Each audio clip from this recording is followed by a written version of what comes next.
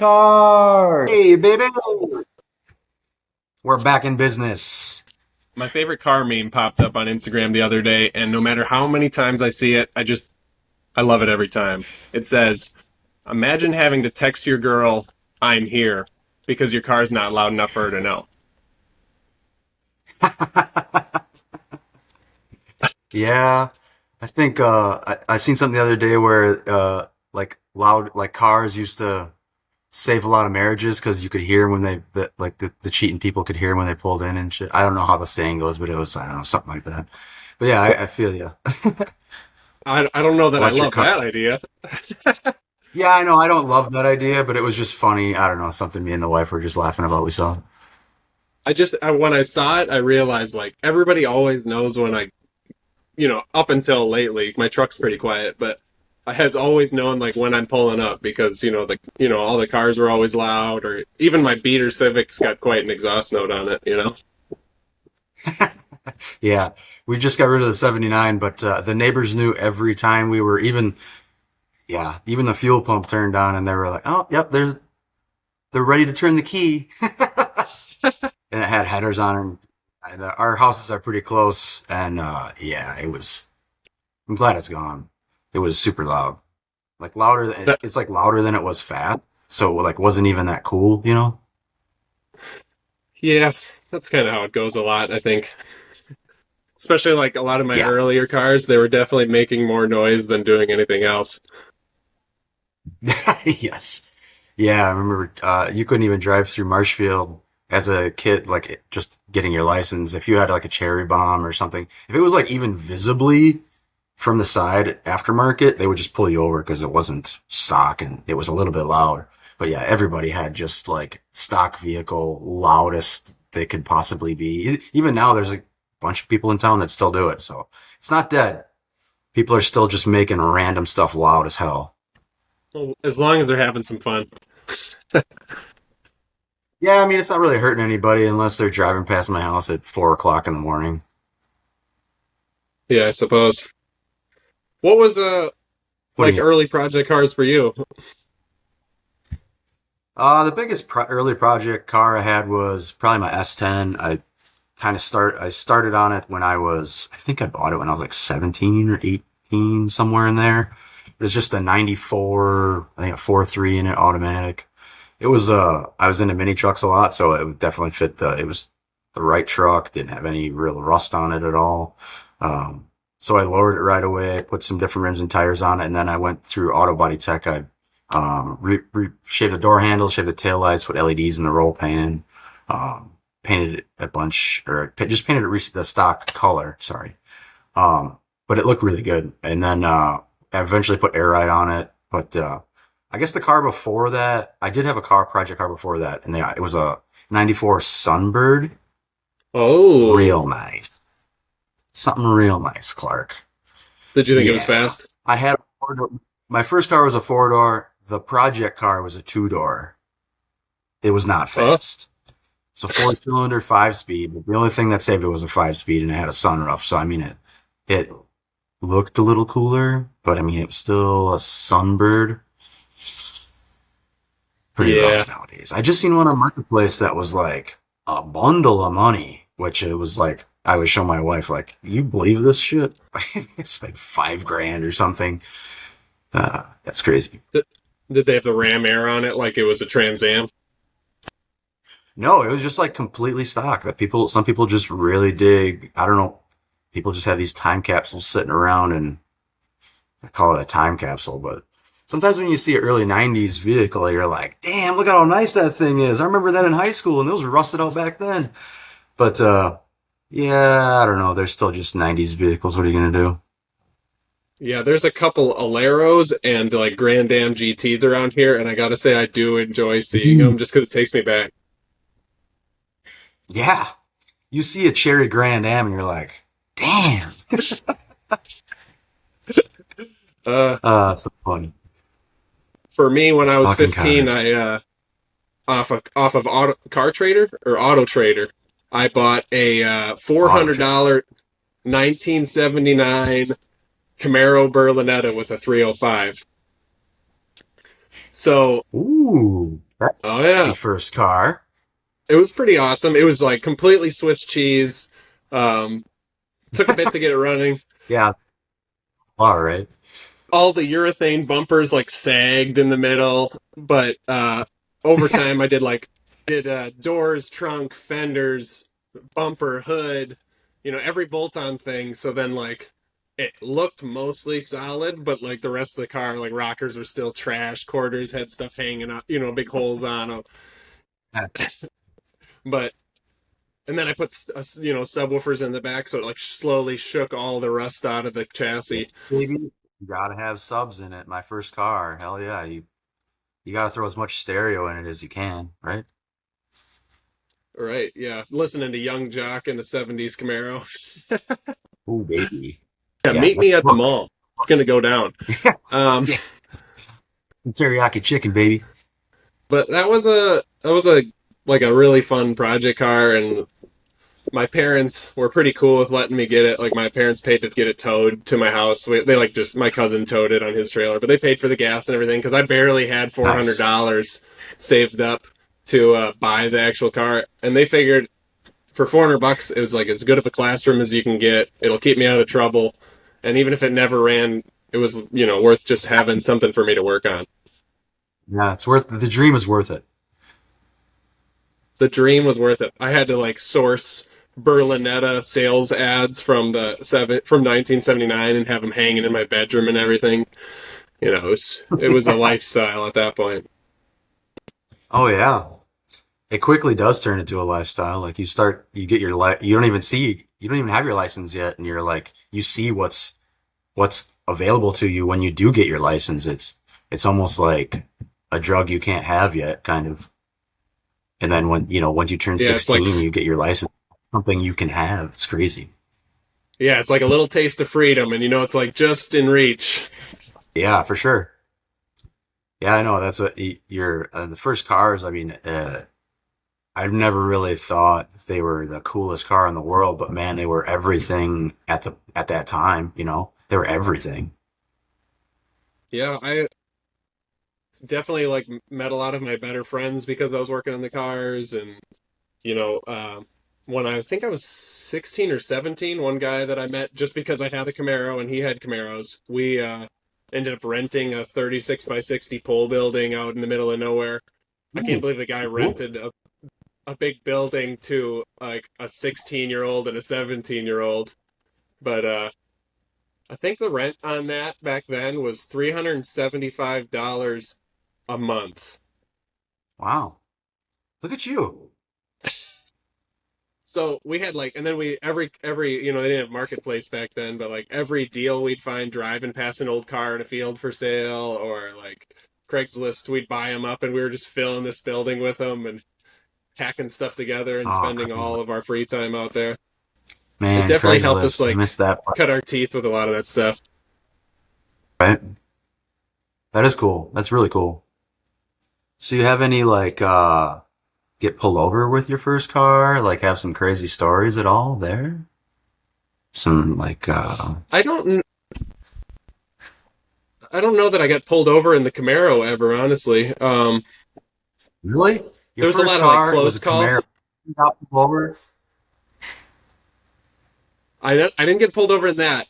So I always had the Camaro as like my more dedicated project car because it was V8 and I shaved the heads on it in shop class and headers and intake man, like Ooh, every bolt on I could put on it. So it was like damn. always kind of in process. And then I'd have Sure. another car that was like a toy daily driver, and that's generally where I got into my main trouble. I think it was a couple months after I got my license. I was still at my first job, and uh, I get told, "Hey, there's a police officer waiting for you in the lobby." And I go, okay. So I walk up there and he's like, hey, I'm here to talk to you about the burnout you did on such and such road. And he goes, did you really do that with that little Nissan you've got out there? And it was a 1990, I think. Nissan 240 SX, pretty much stock. But he's like, you really did that burnout with that? And I said, yeah. He goes, well, I'm going to do you a favor. I went to your house to because I somebody called in your license plate. I went to your house, and your mother told me you worked here, and told me that I should go to your work and talk to you there, because apparently she thought that'd be funny. And That is pretty. so he's like, normally I would charge you by the foot, and he goes, but I don't think you want to do that because I think it was like two black lines, 50 feet long, and they charge you like $100 a foot. So What's on the he's foot? like, yeah, because it's public. It's like destruction of public property because I vandalized it basically with rubber lines, and It's so they'll just a charge you road by the foot like tattoo. if it's graffiti. Road tattoos, yeah. But he's like, I'm going to do you a favor, and he gave me a disorderly conduct with a motor vehicle after only having my Mm, license for a couple of weeks, nice. and A then butter trap. Or and then like got one of those. two weeks later, he found me coming out of that same road as he was pulling by, and he pulls me over immediately. He goes, "Tell me you weren't out back there doing burnouts," and I said, "No, I was visiting a friend's house. That's the reason I was doing burnouts there in the first place." Cheese and rice. What about you? Did you Oh get man. pulled over pretty early? Yeah, with my S. Well, not super early. Well, I definitely got pulled over in the Sunbird for loud exhaust because I think I just like slapped a cherry bomb on that thing, and it was a 4 cylinder, and it sounded kind of like the other imports in town because they were definitely way faster because it was so slow. Um, but yeah, with my S10, I definitely got a fair share of cop experiences.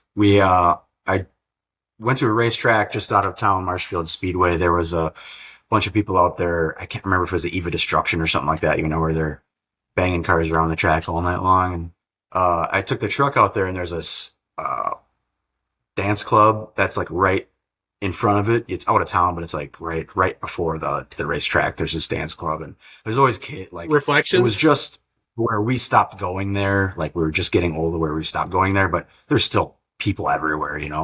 So it was on air ride. I laid it out, had blocks on the bottom, and I laid it out, and there's sparks flying everywhere.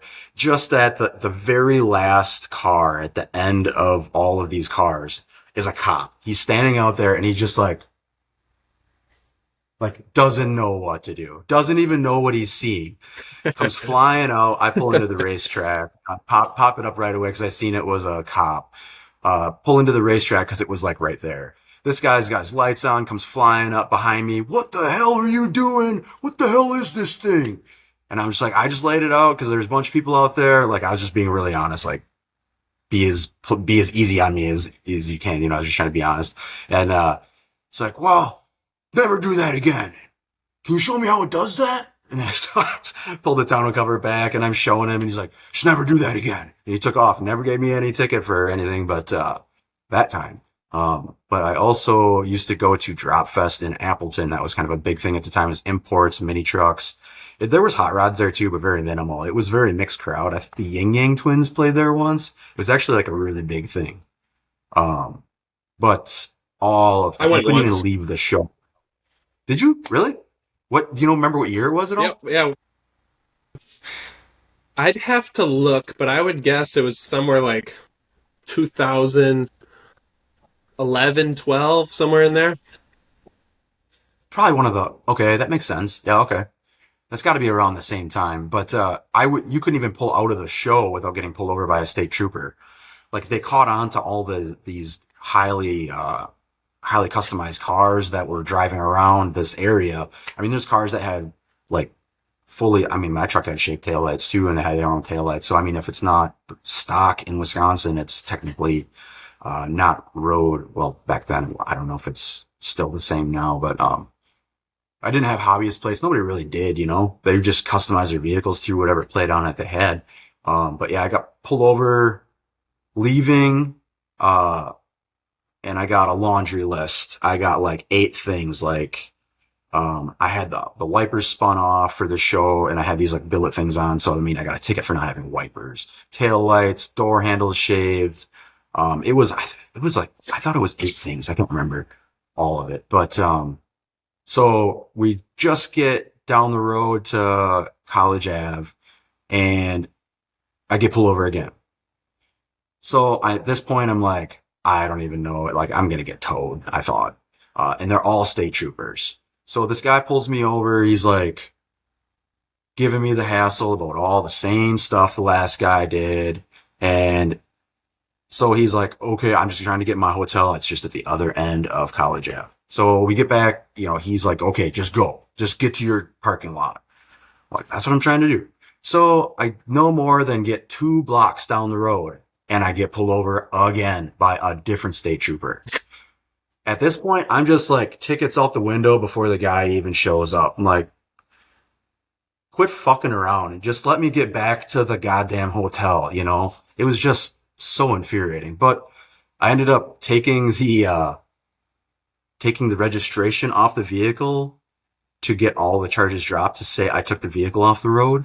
And then you just re-register it when you're ready to. It was simple, but maybe it was my loophole that probably is not a secret anymore, I guess. I'm not sure. That was a long time ago. Yeah, it's kind of like pay to play. For sure. You gotta pay to play. That's a heavy motto around here, for sure. All right, so the S10 got you pulled over. Was there somebody that got you like into these cars, or was it just happenstance? Like you just bought a car and slowly just fell in love?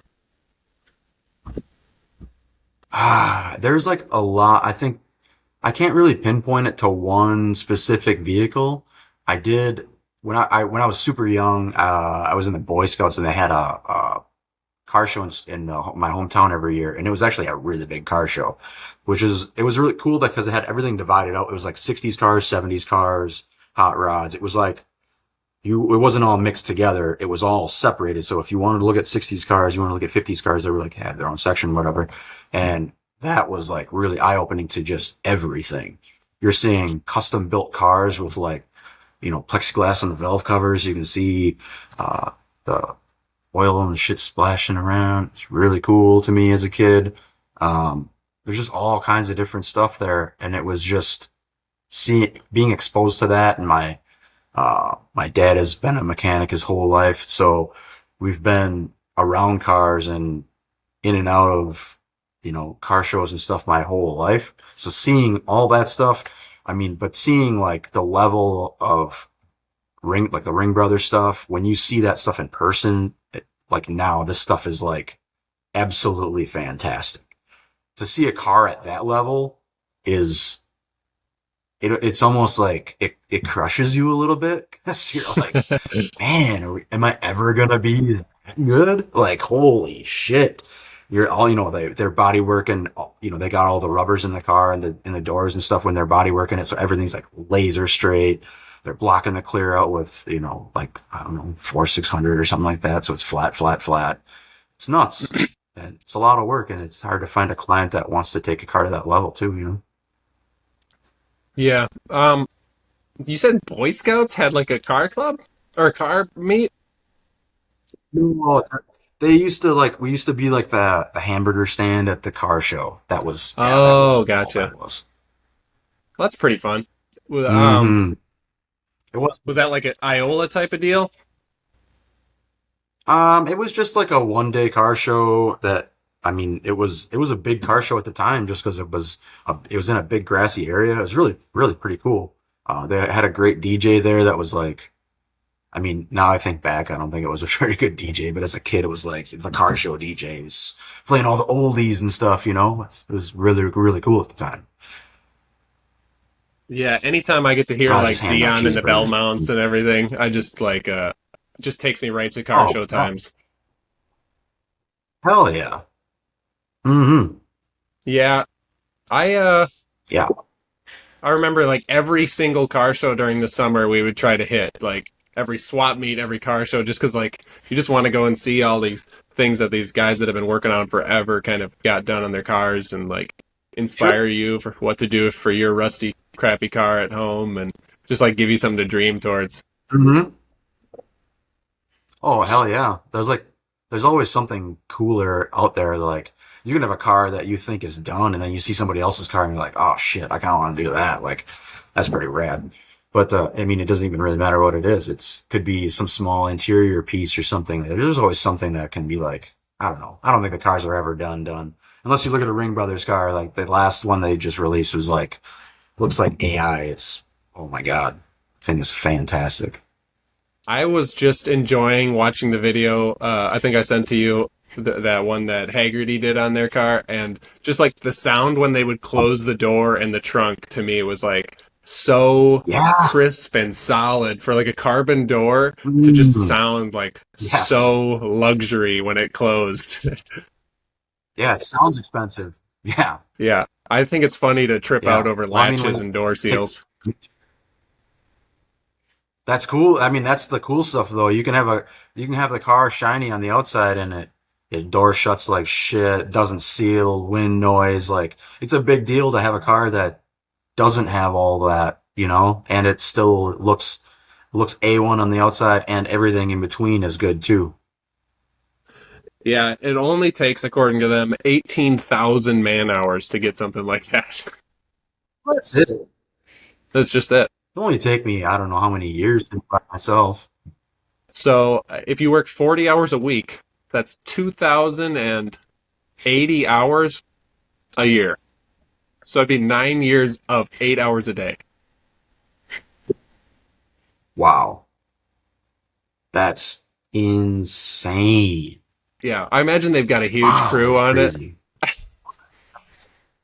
Oh, I don't think their crew is. I mean, I seen a picture of their crew when they released that car, and it was quite a bit of people. But I don't know how many people they actually have that work on the cars. I'm not sure.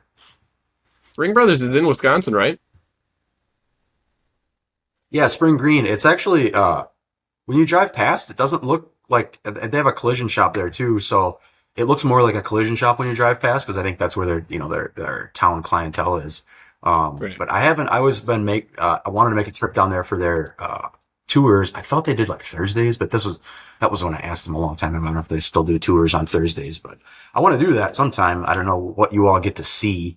I'm sure there's stuff that's like confidential, semi-confidential as far as like where the build is at and stuff. I'm not sure. Oh, I'm sure. I want to. I saw that they said that they learn a lot for their custom builds by doing like the collision work. They'll go, "Oh, this Sure. latch here is a really compact size, and it uses this style of catch." Like it they use a lot of that knowledge they get Sure. from newer cars to bring into their old builds. Oh, I'm sure somebody has a door skin off a car and they're just like, ooh, what's inside here? What kind of, let's order this part. Let's order this part. I'm sure. Yeah, it makes sense. If somebody's already making it, it's so easy to just grab it and evolve it to the, or, put it into the car, make it work. Hmm. For me, when I grew up, my dad was a car guy, but he had already kind of like I was a third kid and he was 40 or almost 40 when I was born. So like he didn't have his toy cars anymore. So I just kind of grew up on stories of them. And like every time I had a question, he'd always like explain to me how an automatic transmission works when I was like 11. You know what I mean? Like, so he always like made time to like tell me how everything did. And like, Automatic transmissions. I don't want to dig in that stuff. That's just, I'll bolt it in for you. yeah, I don't really want to rebuild one either, but like, it's just cool to like, understand what happens between you hitting your foot down and like the wheels turning. So like he Oh, just like always made time to explain to me everything that went on. He had like a couple cool pictures of, his 67 fastback that he built and then like he had a daily driver 75 Trans Am. Um so like I was just always hearing stories of these and his Mustang was a 289, but it was like all aluminum heads intake, uh full internals, that's stuff pretty like good. that. Cobra Jet shaker on a 67 fastback. So it was like kind of different, but looked factory. It was like a modernizing, but back Sure. in 1970. but Yeah. torque thrusts in the rear, and then stock wheels with hubcaps in the front, stripped out interior, all that cool stuff. Like, yeah. So like, I'd really love to be able to like replicate that car someday when the circumstances are right. But it's not like 67 fastbacks are all too available anymore, especially for just like a project build. You know. On like top of my dad's Mustang and all that, there's also like a little bit of family heritage with like car building and stuff like that also inspired me. I don't even know if I ever told you this, but like I think starting in the 40s, my great grandpa had a couple of Standard Oil gas stations, and then he Oh, actually had that's really a cool. race. He had a race team where he had two midgets and one Indy car. So What? yeah, here's like you can tell it's a good photo if it's completely curled. So here's one of the midgets. That's old great grandpa there, and then one of the big 4-cylinder Offenhauser cars, and That's then his so driver. cool. So I kind of like Wow, that's really knew that there was like this race car heritage in us, and like sure. I've got another picture of his push truck because he had like his gas station truck, but he had like the push bar on it, and you'd push those cars around in the pits and all that stuff, That's so and cool. Oh man. um and then he was dead before I was born, but we would go to my his house where my great grandma lived and visit her, and sometimes go down in the basement and like see where he tinkered on stuff and all that, and it was just Oh like sure. super cool.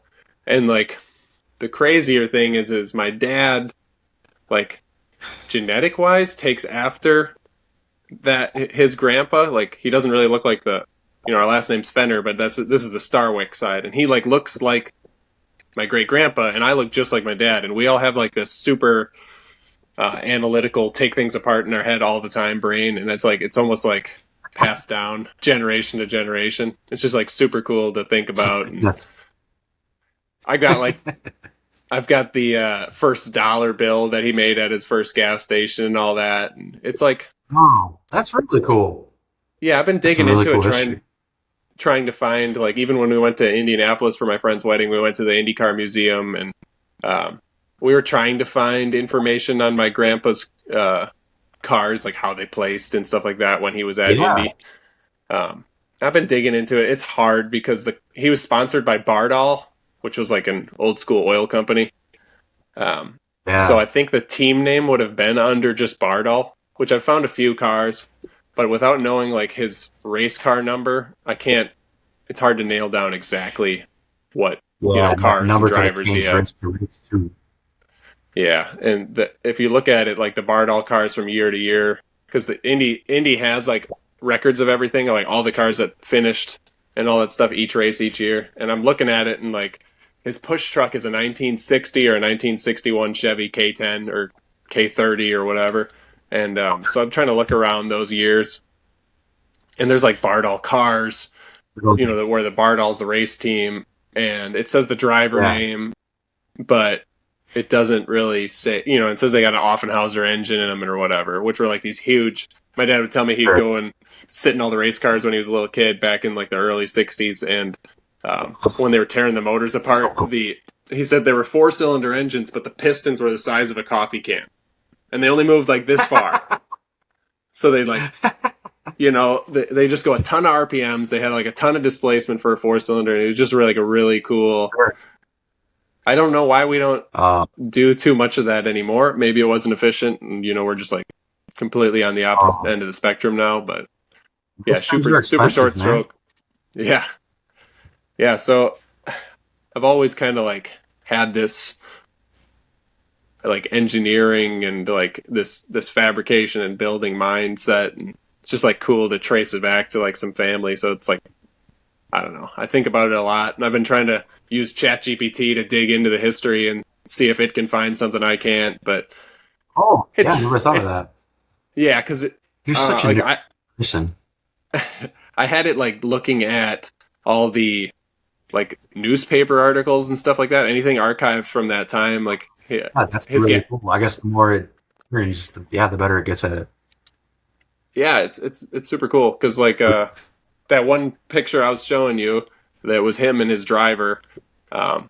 And the driver's holding a big trophy, so they obviously won some Hmm. race. And so it was like looking at newspaper articles from about that time, and it found like the trophy manufacturer, like because it says like the name of the trophy Oh, company on the yeah. top of it, and it's like all Crazy. cool old stuff from Milwaukee. And I don't know, it's like exciting to dig Wow, into.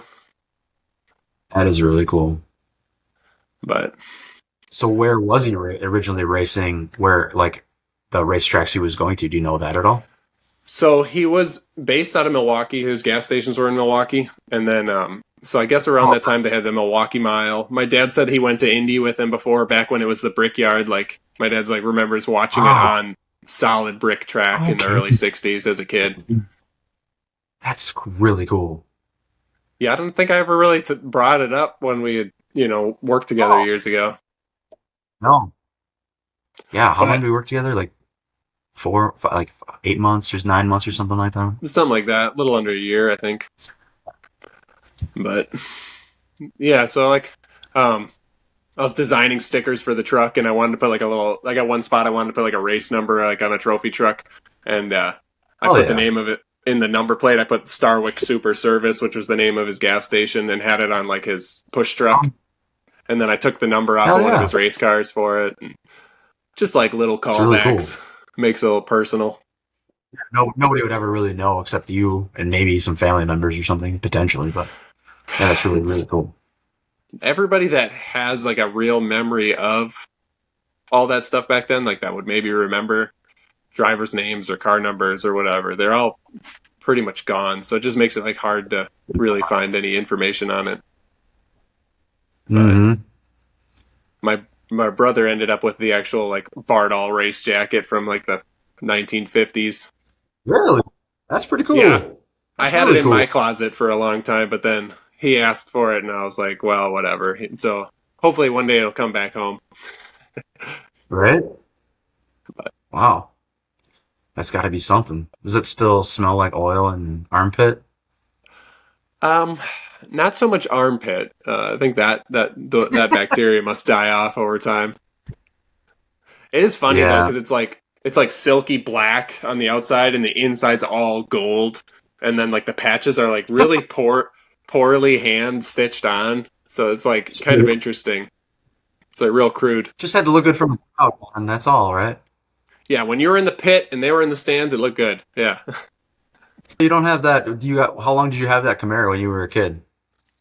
I had it until I went to college. So I got it when I was 15, and then I sold it. Yeah, so I had it like 3.5 years, um, and I sold it to a friend. And I was like, sure, I was going to buy it back. You know how it is when you get attached to a car. You're like, if you sell Yeah, this, you let me yeah. know and I'll I know buy it where it back. is. Yeah. Yeah. But I got back from college and he had like taken the engine out and started doing body work on it. And like, even though he didn't really do anything wrong, it just like kind of killed me inside a little Yeah, bit. And then for actually, sure. um, I forgot about it, but he sold it to like a girlfriend, and then him and the girl broke up, and Perfect. I don't know the whole story, but we ended up finding. My wife was at she's in the National Guard, and she was at a drill weekend, and this girl was talking about her Camaro she was working on with her new boyfriend and all this stuff, and she's like, my wife's kind of she's been around cars forever. Her stepdad was a car guy, and then she was always like that shop I had. She was always just sitting in there when we were dating Sure. and like just chilling out on the shop couch while I was working on stuff. So she just like kind of numb to it. And when somebody's talking cool about cars that doesn't really know what they're talking about, she just can see it. And she's like, oh, this girl thinks she's so cool talking about her Camaro. And then she heard her talking about it was a '79 Camaro. And then she heard it, her kind of, she's like, where'd you get this Camaro? And then she found out who she got the Camaro from, and it ended up being my buddy's name. And my wife's like, no way. So she comes back Hey, from the National Guard drill, and she's like, hey, this girl was talking about the car, and I was kind of like, shut up. But then yeah, found out, she's like, then I found out, and I ended up asking for a picture, and she's like, I found your car. And that's super. I guess right away, she was like, are you actually working on this thing, or is it just sitting around and you think you're going to work on it? Well, then I guess this girl's, I don't know if her boyfriend and her split up or whatever. Something happened, and the car's just sitting there, and my wife's like, how much do you want for it? So we bought it back for $600, and No like way. right before my kid turned 1 year old. So we were going to buy it back and fix it up with him, but Sure. it just kind of sat around. The motor was gone, the transmission was gone, the upholstery was gone. It was like just this shell. Oh, The funny thing is it was actually still titled in my name, even though it had been gone for through two people's hands, and it had hey, yeah, that's it's crazy. crazy. So Oh, it was around for quite a while, and then it just sat there. And then when we moved to Florida, I decided like I just got to clear out because I had a backyard full of cars, and I was trying to move across the country and like make a change. And I was like, am I going to drag these rusty things across, right. 1,500 miles to a place where the cars aren't rusty? So I kind of made the call, and I stripped like Just find them all the back. good yeah, all the good parts off of it, I found new homes for. I didn't get much money for them, but I'm like, it's hard to find clean second gen fenders and doors and hoods, and so I sold Yeah, them all to people you're that not were wrong. building cars. And I had a '73 Camaro in the backyard, um, but I kind of worked the deal with a friend of mine, um, and got it back to him. And I think he actually has it sitting in somebody's backyard still, but I dumped off that stuff. I had a Fairlady Z, like a 1974 Datsun that was actually a Japanese import. It was right hand drive Fairlady Z. Had the Japan only 2 liter straight six in it and stuff. That was a project of mine, and I sold that when I moved to. And I kind of like let the car guy I shut think I down remember for. you talking about that when we worked together. I think I remember you working on that at that point. I think. I'm not sure. I, th- I think I would have had the Datsun when we were working together. I painted a I saw the Datsun on Craigslist, and I reached out to the guy because it was like in this crappy, uh, dark, dingy picture, and I was like, "A Fairlady Z, what are the chances?" And the guy had it up for like $600 or something because no title or anything like Oh, that. And I reached out to him, and it turned out he was in Knowlton, which you know where that is, but it's like yeah. I don't know, it Well, was about half an hour why from is my that? Why house. is that? Yeah, so I go out there to the address to meet the guy because I said, "Hey, I don't know how much the car's worth, but I do paint and body work, so maybe I see you got some other cars in the background in the picture. Could I come check it out and maybe we could work out a trade deal?" And I went down there, and in an 1800s cheese factory that he had bought or the family owned or something like that, like they were using it as a storage building, there was this 1974 Japanese import, super rusty, of course, because it's Wisconsin, but and Japan, and this Datsun's just rusted from the showroom until Right. forever.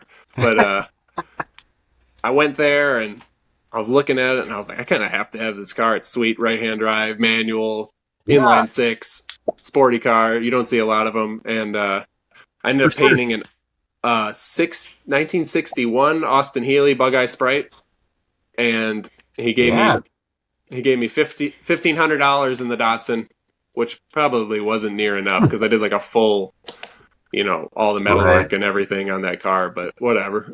Sure. But it was super neat. Like you go a Craigslist dark picture and you end up in like a 200-year-old cheese factory picking out cars. Yeah, that's pretty But nuts. That's really nuts.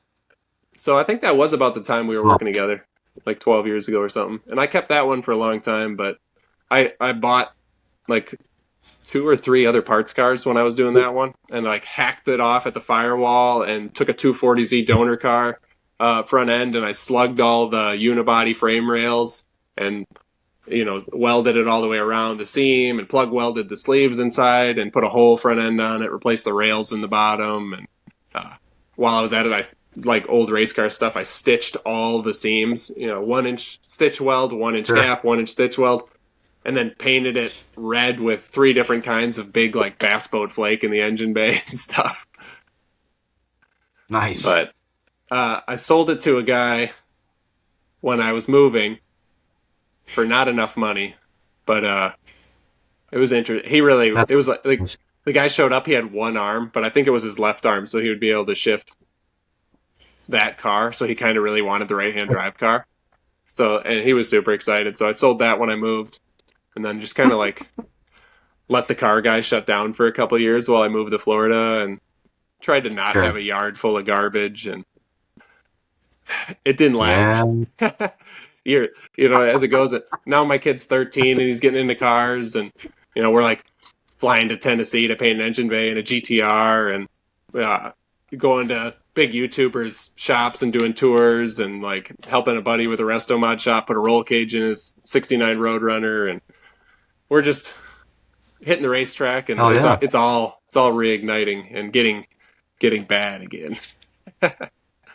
Yeah, right. The kid's not going to help any if he's into cars, man. It's going to start accumulating a lot. Yeah, he says now cars is part of his personality. Well, we all know that. Fucking Oh, cars. you got that right.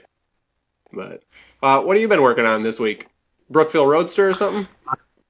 Yeah, doing the getting the Brookville Roadster welded together. I finally had all the everything welded together where the doors are fitting and everything, and the doors would actually latch and stuff. Because prior to coming to me, it was like the nothing fit. There were like the gaps were like overlapping on top and inch wide at the bottom, and it was pretty terrible. So I got all the plug welds drilled and welded up and finished off, and yeah, it's I got a spring perch cover made for the back because when you lower it, the perch comes up and you gotta have a floor around it. So made a little video that'll be dropping on YouTube, or should be on YouTube by now. Um, yeah, got all that finished up, and next week I think I'll be back on the '66 Mustang. I'm gonna be making. I got some parts that came in for the front brake venting. I'm gonna get the tubes ran, get the basically the sheet metal plumbing connector connected to the plumbing under behind the grill and stuff. Um, Race car stuff. I don't know. Race car stuff. It's kind of fun. So is Brookville like a company that remanufactures the 32 Ford, or was it like a Yeah, model of 32 Ford? they there are some liberties in it. I think I thought I heard their hoods were a little bit longer. It had an extra louver or something. I can't remember exactly. That was the customer telling me that. I don't really know. I've never really had one side by side to know what is the real difference. They're pretty close to what I think they should be. But I mean, when you buy one in pieces, it's like aftermarket parts. You know, they have a guy there that jigs them together and is bumping panels around to make sure everything lines up. I actually got to talk to one of those guys to help me put this one together because usually when you buy one, they're done. You don't usually, it's not a regular thing where a customer would like, or somebody would buy them in pieces and then put them together. I mean, that's pretty Right. rare thing, I think. But That's I don't pretty know. It's sweet. all fitting together now. I just got to put the front, build the front floor in it. Some company sells one, so I have to talk to the customer and see if he wants me to build one. Just as far as like the bolt-in areas, if he wants a bolt-in transmission tunnel, you still need the bolt-in panel for the brakes to access the brakes and stuff like that. So it's just a matter of what the customer wants and what's available, or make it So is that on either a way. I don't know. 32, like a real Ford 32 frame, or is it there? Is like an aftermarket frame as well? It's all aftermarket. The aftermarket frame. It does have a real flathead in it. I mean, it's been built, so everything on top of the block or out of the block, inside of the block is aftermarket. But yeah, I think the block is really the only thing that would be like Ford. Everything else is like seemingly, yeah, it's got to be pretty much everything aftermarket, which isn't necessarily a bad thing. It just doesn't necessarily have like a soul of an old car. Like, I don't know. That's all to Right. the owners. No, like, I don't know. That's not my That's pretty here nor sweet. there for me. I did watch your YouTube video you put up on the Hungry Hollow channel, and I had a thought when I was watching it that it'd be really cool because Oh, one, there's not no. a ton of people doing what you do, but two, I think if you wanted to go no commentary on it, it'd be really cool to do just like a ASMR hot rod or building where it's just the sounds of the power hammer, just the sounds of the shear, and Sure. like it's. I think like it would be like a soothing thing to watch, even though the power hammer's going bang bang bang. But like if you could set up microphone, if you got like a little Bluetooth microphone and like put it by each tool you're Sure. working on, so it picked up like just those shop sounds. Like I think Oh it'd be a man. really cool no music background. You think you I don't think you need a microphone. It's pretty loud in here when we're cranking during the day. Yeah, it's Yeah. the We're audio for thankful. the audio for the shear and everything was like really clear on it. But I almost think like I know like in our heads when we edit something we think we gotta have like background music and things to keep people interested. But I think almost the like just the raw sounds of like the wheel when you're wheeling something and going back and forth, the bead roll or rolling it. Like if you could get crisp Sure. audio I on all get that, that. I think it would be really sweet. And I've kind of got a philosophy for like YouTube is film it as to make it as easy as possible when you're editing. So like, because then you'll do it more. You'll get more content out to people. They'll get to see more and enjoy that makes more if you can make it as easy on yourself as possible. Where you just load stuff in, you just trim everything so it's just like bang bang bang bang bang, kind of set the audio to all be about the same volume. So the power hammer's not like way up here, and then when you're doing something, it's real quiet. That's gonna be. Yeah, but I think you could do a little bit of editing just on that, and then I don't know. I just feel like it'd be super interesting to have like just a raw audio of the those sheet metal forming tools, like even the welder, like all of it. Oh yeah, for sure. Yeah, I guess I get that because it's hard to. It's anybody could put music on top of anything, really, and cover up anything with music. So I guess the stuff you're covering up is probably the stuff people want to hear or see and hear. It's a different experience than you're getting from like other channels that are doing like how to do this or whatever. Like you're just like showing, and it's going to make it easier because you're running a business and you're trying to get work done. If you can just like literally just show things getting done, like, I see videos like people have like, it'll be like 1 hour of drifting to go to sleep to. And it's just like drift cars with like, they have like a low 5 beat or something behind it, but like, it's just like this smooth, relaxing thing. Somebody could watch you like, just as a nice like mellow thing in the background. You're just like forming some sheet metal like it's been done for the last 100 years. Yeah. Well, they've been doing powered hammers. Have been like electric power hammers have been around for like 100 years, but in Asia, water powered hammers have been around for thousands of years. Like it's the lineage of power hammers is a lot bigger than people think it is. And it's not just 100 years. It's when you look back at the water powered power hammers, like the water wheel compass and with the water wheel and compass and it comes down. Cool. I mean that's how it's super cool. I mean that's how they made all the like intricate metal shaping stuff that they did like way back in way back in Asia days. I don't know I imagine you could probably make some sweet Damascus with a power hammer back in 1500. Oh yeah, it's like just a gigantic rock coming down and smashing metal. It's really really cool. That's pretty cool. Oh, I think I got a few more panels I got to make on that Mustang. As far as some of the behind the grill pieces out of sheet metal. So I was going to try and do a little video with that. And I don't know. We'll see. I'm new to the YouTube stuff and filming myself. This is all new to me.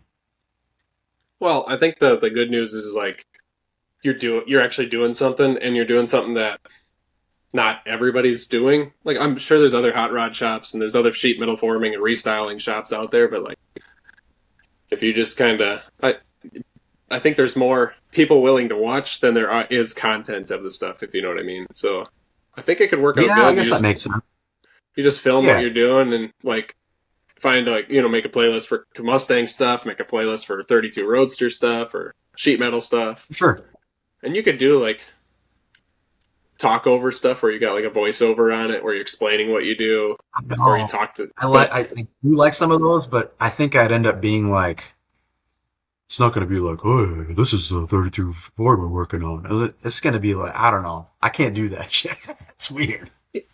Well, guys, until next time, just keep fucking with cars. Available in audio form everywhere you listen to podcasts. If you want to see it in video, you can go to our Patreon, which is patreon.com/F_CKINGCARS. And just for $5 a month, you can get all of our podcasts in video format, extra bloopers at the end, so you can get a little bit more feel. You can see some of the things we're working on, even some of our more inappropriate moments, and help support the channel. Make sure to subscribe and hit that notification so you get notified every week when we post a new episode. Bye-bye.